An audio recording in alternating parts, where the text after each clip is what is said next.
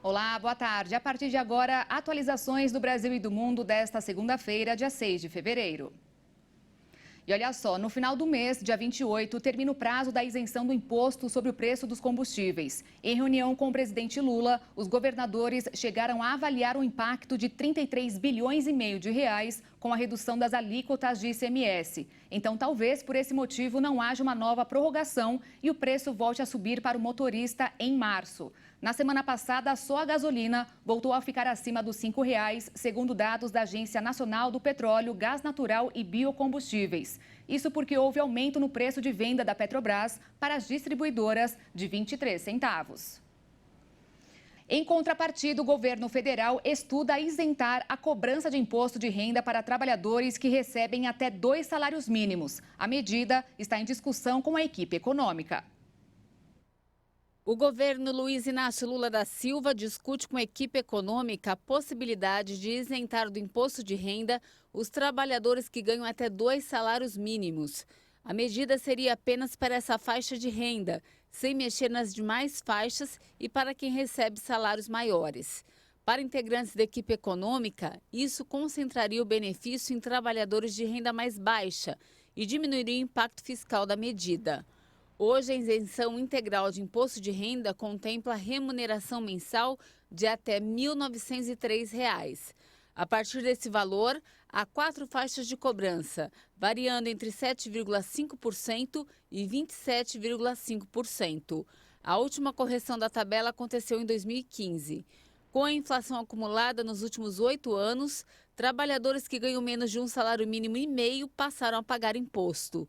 Em vez de uma correção linear, as faixas de cobrança do IR, como tradicionalmente tem sido feito, o governo Lula trabalha com a hipótese de aumentar apenas a isenção para 2 salários mínimos.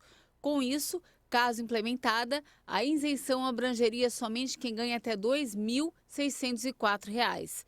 A partir daí, o trabalhador continuaria pagando normalmente a alíquota, que sobe conforme o avanço salarial. Em cálculos preliminares do governo, o impacto é estimado em até 5 bilhões de reais. E mesmo com a inflação e as taxas de juros nas alturas, parte da população brasileira continua viajando para o exterior. E com isso, o número de passaportes expedidos aumentou. Segundo a Polícia Federal, só no ano passado, 2.300.000 passaportes foram expedidos. Isso é quase o dobro do que foi registrado em 2021, quando o órgão emitiu 1.200.000 documentos. Nos últimos 2 anos, a corporação precisou suspender o atendimento de novos pedidos entre novembro e dezembro de 2022, por alegar não ter recursos para a confecção dos passaportes. Com o afrouxamento das medidas restritivas devido ao Covid-19, diversas pessoas mostraram interesse em renovar ou emitir a primeira via. Durante o período de maior intensidade da pandemia, não só no Brasil, como em outros países também, a emissão de passaporte foi suspensa e os voos entre países bloqueados para evitar o contágio. No ano, o total de atividades turísticas caiu cerca de 36,7%, se comparado com o mesmo período de 2019, o período pré-pandêmico. Em 2020, a Polícia Federal emitiu 1.030.000 passaportes. Além das viagens a passeio, o número de viagens de turismo de negócio aumentou cerca de 90% entre janeiro e novembro de 2022 em relação ao ano anterior. A Organização Mundial de Turismo estima que o turismo vai movimentar em 2023 em todo o mundo algo entre 80% e 95% dos níveis registrados antes da pandemia. O Reino Unido vive mais uma rodada de greves nesta segunda-feira. Profissionais da saúde pública, desde enfermeiros a motoristas de ambulância, se mobilizam por melhores salários, já que o custo de vida no país disparou. O sindicato Royal College of Nursing diz que vários aumentos abaixo da inflação desde 2010 fizeram os salários dos profissionais da categoria registrarem perdas de 20% em termos reais. I'm striking because I'm concerned that the NHS is being destroyed. Estou em greve porque estou preocupado que o serviço de saúde está sendo destruído por esse governo conservador. Eles lideraram mais de uma década de corte nos financiamentos, diminuição do salário, até o ponto de que agora não temos funcionários suficientes.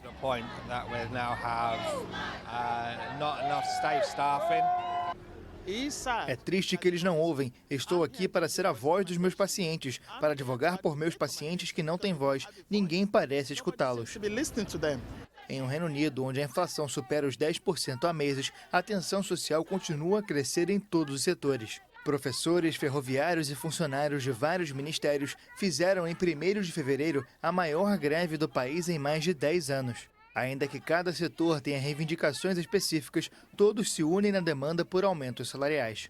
Depois de falhar nas tentativas de negociação, o governo pretende aprovar um projeto de lei que busca limitar o direito de greve com a imposição de serviços mínimos em setores-chave, como saúde, transporte e educação.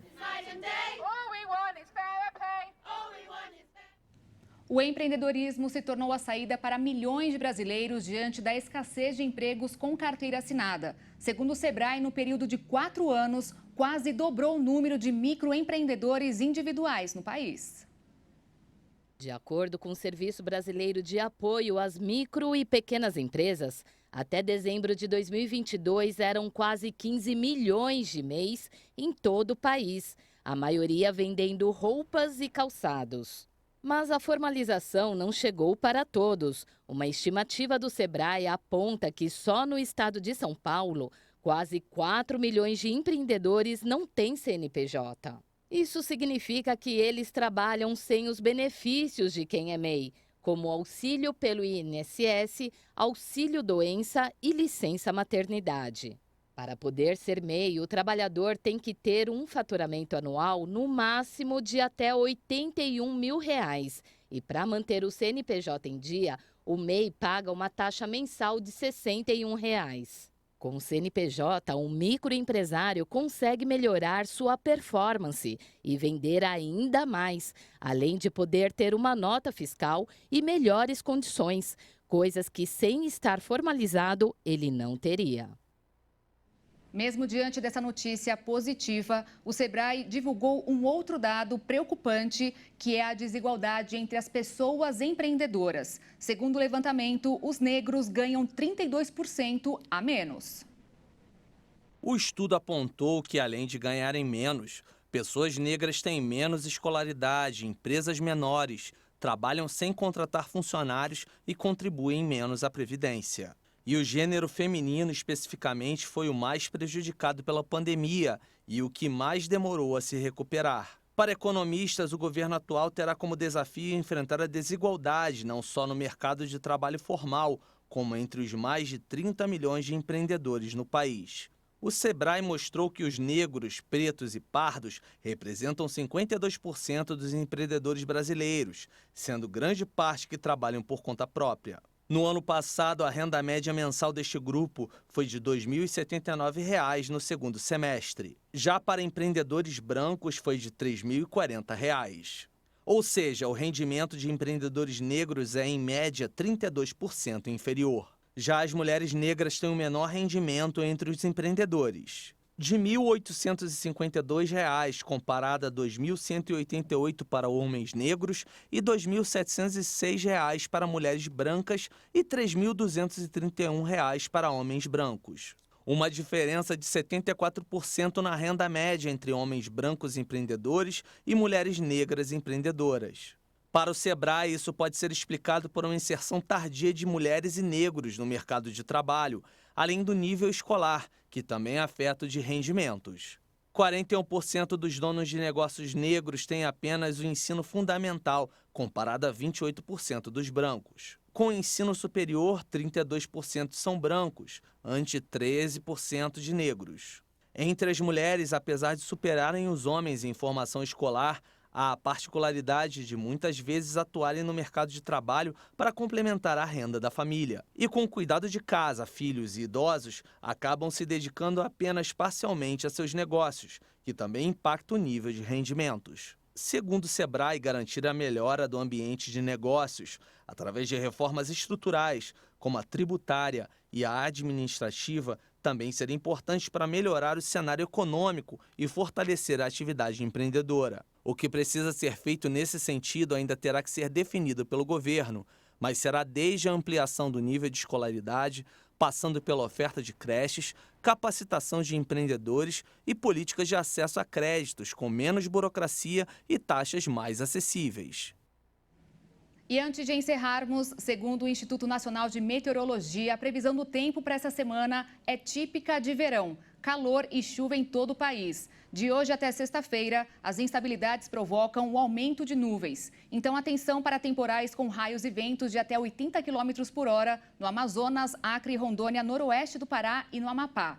Chuva moderada a forte com raios e ventos de até 60 km por hora no Maranhão, Bahia, Tocantins, Distrito Federal e algumas regiões de Mato Grosso e Mato Grosso do Sul. Chuva moderada no litoral e leste do Nordeste e alerta de temporais em São Paulo, Minas Gerais e Rio de Janeiro. Agora sim, eu fico por aqui. Mais informações no Jornal das 18h30 com a Maria Alice Dias e a Juliana Dariva. Às 10 da noite eu volto ao vivo, ao lado de Alexandre Giaqueto, no Jornal das 22h. Obrigada pela companhia e um ótimo início de semana para você. Tchau.